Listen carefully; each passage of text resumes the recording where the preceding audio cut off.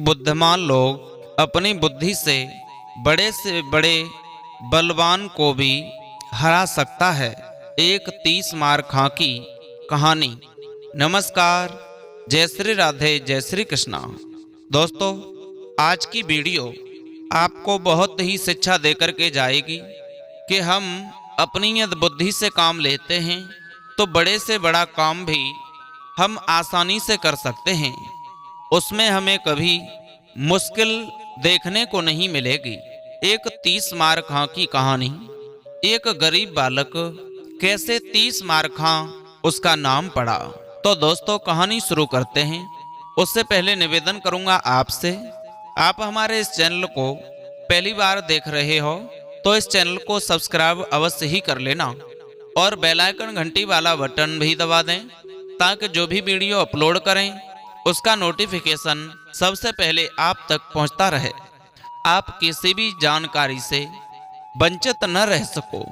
दोस्तों, कहानी शुरू करते हैं। प्राचीन समय की बात है। एक शहर में एक गरीब आदमी रहता था। उसका नाम था मूलचंद। मूलचंद बहुत ही मेहनती था। रात दिन कष्टोड़ मेहनत किया करता था। फिर भी उसे और उसके परिवार को बड़ी मुश्किल से ही भोजन मिल पाता था। मूलचंद की पत्नी का नाम था मिठासो देवी। जो मिठासी थी वो अपने पति ही की तरह बहुत मीठे स्वभाव की थी।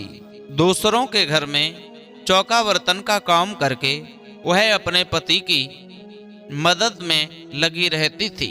उन दोनों का एक बेटा था जिसका नाम था दीपचंद्र, लेकिन लोग उसे 30 मार खां कहकर बुलाया करते थे। दीपचंद भी अपने इस नाम को सुनकर बहुत खुश होता था। उसका 30 मार खां नाम पड़ने की पीछे की कहानी यह है कि उसका नाम 30 मार खां कैसे पड़ा। एक बार उसने झाड़ू से चौकी में बैठी 30 मक्खियां एक ही झपट्टा में मार डाली। बस तभी से उसका नाम 30 मार खां पड़ गया।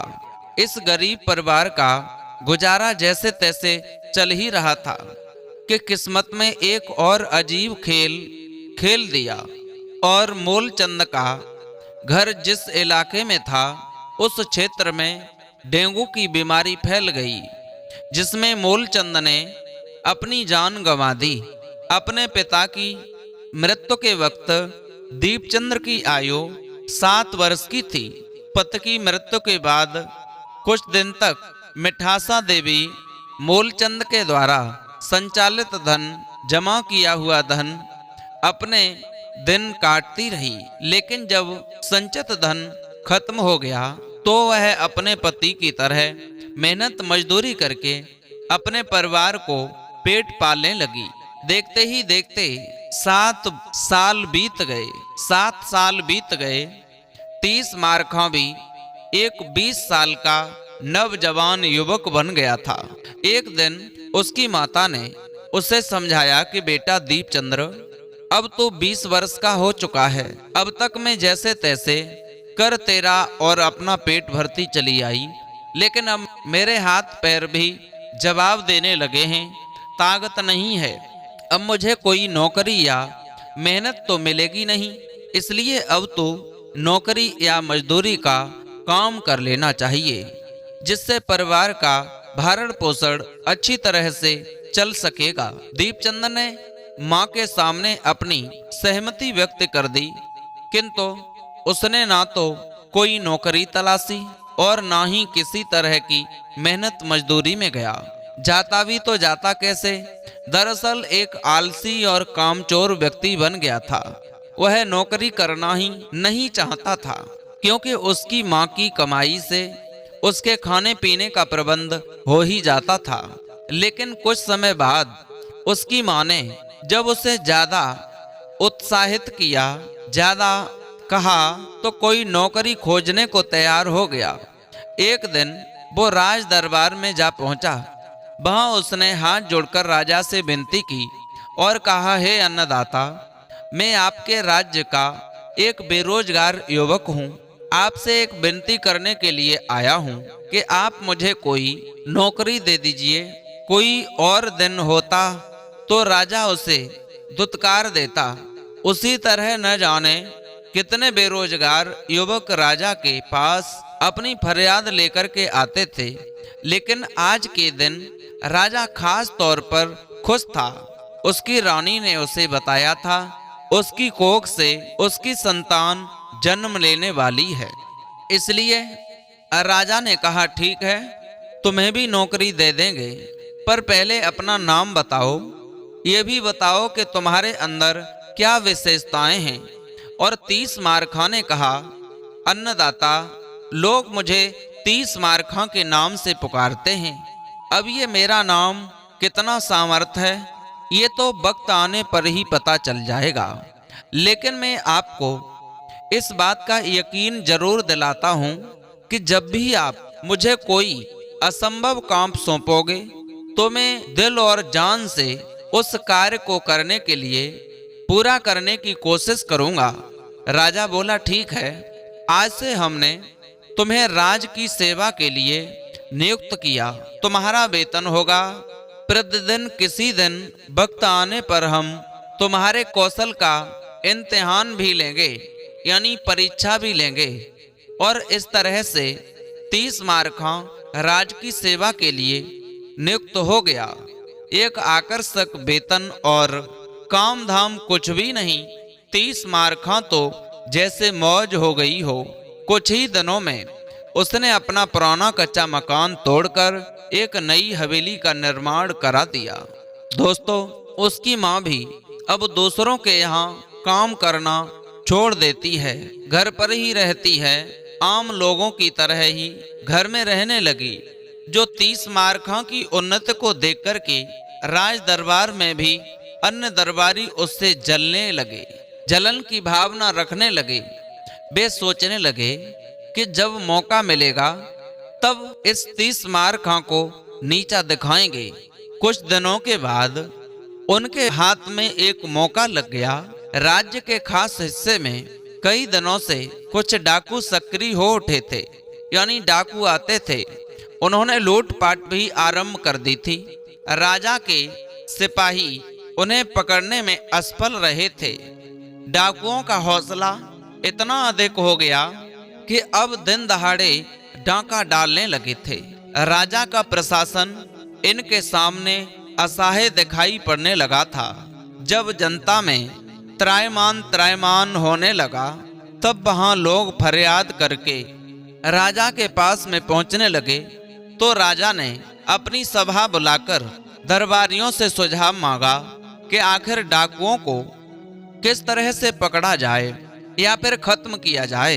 इस पर गहन विचार होने पर सभी लोगों ने अपने अपने विचार व्यक्त किए, जिसमें कुछ ने कहा कि डाकुओं पर भारी इनाम घोषित करना चाहिए, तो किसी ने कहा डाकुओं को मारकर लाने वाले को इनाम देने की घोषणा करनी चाहिए। तभी राजा के एक मंत्री ने 30 मारखा का नाम बताया। उस मंत्री ने राजा को याद दिलाया कि किस शर्त में 30 मारखा को राज की सेवा के लिए नियुक्त किया गया था। मंत्री की बात सुनकर राजा को भी यह सुझाव उचित लगा और राजा ने तुरंत ही 30 मारखा को राज दरबार में बुला लिया। राजा बोला, 30 मारखा, क्या तुम्हें याद है कि तुम्हें नौकरी किस शर्त पर मिली थी? नौकरी लेते वक्त तुमने कहा था कि तुम किसी भी असंभव कार्य को संभव कर सकते हो। तो बस यूं समझ लो कि आज तुम्हारी परीक्षा की घड़ी आ पहुंची है। देश के दक्षिणी भाग में जाओ और वहां के लोगों को भय के वातावरण फैला रहे डाकुओं से मुक्त कराओ। तुम्हें जितने भी सैनिकों की आवश्यकता होगी वह तुम्हें मिल जाएगी। वो 30 मारखा कहता है, ठीक है अन्नदाता, मैं कल ही दक्षिण दिशा की ओर रवाना हो जाऊंगा और इस काम के लिए मुझे किसी भी सैनिक की जरूरत नहीं है। मैं अकेले ही इस कार्य को अंजाम दूंगा। 30 मारखा राजा के सामने बात जोश में जरूर कह आया था, लेकिन घर जाकर वो चिंता में पड़ गया। तलवार की बात तो दूर, उसने तो कभी चाकू भी नहीं पकड़ा था और फिर उसका सामना तो खतरनाक डाकुओं से होने वाला था। इस तरह की बात को सोचकर परेशान हो गया था। राजा के इतने सैनिकों लुटेरों को नहीं पकड़ पाए तो वह कैसे पकड़ लेगा। यह सब सोचते हुए सारी रात बीत गई और 30 मारखा को नींद भी नहीं आई। बस इसी चिंता में रहा कि स्थिति का मुकाबला कैसे करेगा। उसे चिंतित देख करके उसकी माँ ने उससे उसकी चिंता का कारण पूछा तो 30 मारखा ने अपनी परेशानी माँ को बताई। अब तो उसकी माँ भी चिंता में पड़ गई। उसने कहा, बेटा तू राज्य छोड़ करके किसी दूसरे राज्य में चला जा, जहां तो तेरे लिए दोनों तरफ मौत है। डाकुओं से भिड़ेगा तो भी जीवित नहीं छोड़ेंगे और असफल होकर के वापस लौट करके आएगा तो राजा तुझे जेल में डलवा देगा। तेरी सारी संपत्ति भी छीन ली जाएगी और हो सकता है ऐसे हालात में मुझे भी जेल में डलवा दे।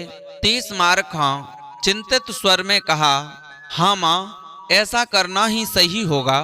तब उसने अपनी माँ से कहा कि तुम मुझे थोड़ा सा भोजन बना करके दे दो, तब तक मैं घर में रखा हुआ धन सहज लेता हूँ। ऐसा कहकर के 30 मारखा अपने घर में रखा धन एक थैले में डालने लगा और उसकी माता रास्ते में लेकर जाने लगी। तिल के लड्डू पकाने लगी। अचानक ही उसे कोई काम याद आ गया और चाशनी बनाने का काम छोड़कर उस अधूरे काम को पूरा करने चली गई। इस बीच चूहे का पीछा करते हुए एक काली नाग रसोई में आ गया। उसने चूहे को पकड़ने के लिए जैसे ही छलांग मारी तो वहां खुद चाशनी में गिर गया। चाशनी बहुत ही गर्म थी। उस नाग का सारा शरीर पिलक कर उस चाशनी में ही घुल गया। कुछ देर बाद 30 मारखा की माँ वहां पहुंची। उसने जल्दी जल्दी में लड्डू तैयार किए और उसे पोटली में बांध कर रख दिए। 30 मारखा अपनी पूंजी एक थैले में भरी और कुछ धन संपत्ति माता के लिए छोड़ करके दोनों थैलियां लेकर घोड़े पर सवार होकर के अपने रास्ते चल पड़ा। दोस्तों, सारा दिन यात्रा करने के बाद शाम को वह किसी गांव में ना ठहरकर जंगल में ही एक वृक्ष के नीचे जाकर के बैठ गया। घोड़े को चढ़ने के लिए छोड़ा और अपनी दोनों पोटलियां को पेड़ पर एक डाली पर टांग दिया। इतना थक चुका था, थोड़ी देर में उसे कब नींद आ गई कुछ पता ही नहीं चला। सबसे पहले सबसे बड़े सहयोग की बात हुई कि राजा ने 30 मारखा को जिन डाकुओं को पकड़ने के लिए भेजा था, उन्हीं डाकुओं का झुंड उस जंगल में आ पहुंचा। डाकुओं ने एक अकेले मुसाफिर को पेड़ के नीचे सोता देखा और उसके पास आ पहुंचे। पास आते ही उनकी नजर पेड़ पर टपकी, यानी पेड़ पर पड़ी। उन पोटली में पड़ी तो उन्हें यह समझ लेने में देर नहीं लगी कि पोटली में मुसाफिर की ही एक लुटेरों के सरदार के आदेश पर दोनों पोटलियों को पेड़ से नीचे उतार लिया और उन्हें खोला गया। सबसे पहले पोटली में बहुत सारा धन और दूसरी पोटली में लड्डू मिले। धन की पोटली तो धन की पोटली तो लुटेरों ने सरदार से पहले ही अपने कब्जे में कर ली थी, लेकिन डाकू भूखे भी थे। इतने स्वादिष्ट लड्डू पाकर उन्हें रहा नहीं गया और उन सभी ने लड्डू खाकर के अपने पेट की आग को शांत कर लिया। लड्डू खाने के कुछ ही देर बाद उन सभी की हालात खराब होने लगी। जल्दी ही वे सभी बेहोश हो गए और बेहोशी हालत में ही वे सभी डाकू मृत्यु की गोद में समा गए। सुबह सुबह जब 30 मारखा की आंख खुली तो उसने अपनी पोटलियां को खुला पाया और अपने आसपास पड़े उन डाकुओं को बिखरे हुए लड्डुओं को देखकर वो समझ चुका था कि जरूर कुछ न कुछ गड़बड़ हुई है। माँ के लड्डू बनाते समय जरूर ही इसमें कुछ विषैला पड़ गया था, जो इन सभी की जान चली गई। बस फिर क्या था, देर ना करते हुए 30 मारखां अपनी तलवार निकालकर और एक एक करके उन सभी के सर काटना शुरू कर दिया। वह डाकू भी संख्या में 30 ही थे और उसके बाद उसे डाकू के पास जो कुछ भी, उन डाकुओं के पास जो भी कीमती सामान मिला, सब उसने अपने कब्जे में कर लिया। सभी के सर अपने साथ लेकर के वापस नगर लौट आया और राजा के पास जाकर के अपना कारनामा राजा को सुनाने लगा। यह सुनकर बहुत ही खुश हुआ और उसने 30 मारखां की बहुत बड़ी प्रशंसा की। उसे ढेर सारे पुरस्कारों से पुरस्कृत किया, सम्मानित किया गया और उसकी तनख्वाह भी बढ़ा दी गई। आदेश दिए गए कि उनके इस बहादुरी भरे कारनामे के कारण ही शहर के अमीर और सम्मानित लोगों ने उसे अपने कंधों में उठा करके पूरे नगर में उसकी जय जयकार करते हुए उसे घुमाया। दोस्तों, तो यह कहानी थी 30 मारखां की। क्योंकि कभी कभी ऐसा होता है, किसी का नाम दरोगा जी भले न हो, लेकिन दरोगा जी पड़ जाता है, तो कुछ लोग कभी कभी उसकी भी दहशत मानते हैं। तो उसी तरह जब हमारे दिन अच्छे होते हैं, समय अच्छा होता है, तो वो कितना भी कठिन काम हो, वो भी सहज ही सहज बन जाता है। तो दोस्तों, उम्मीद है आपको ये 30 मारखां की कहानी पसंद आई होगी।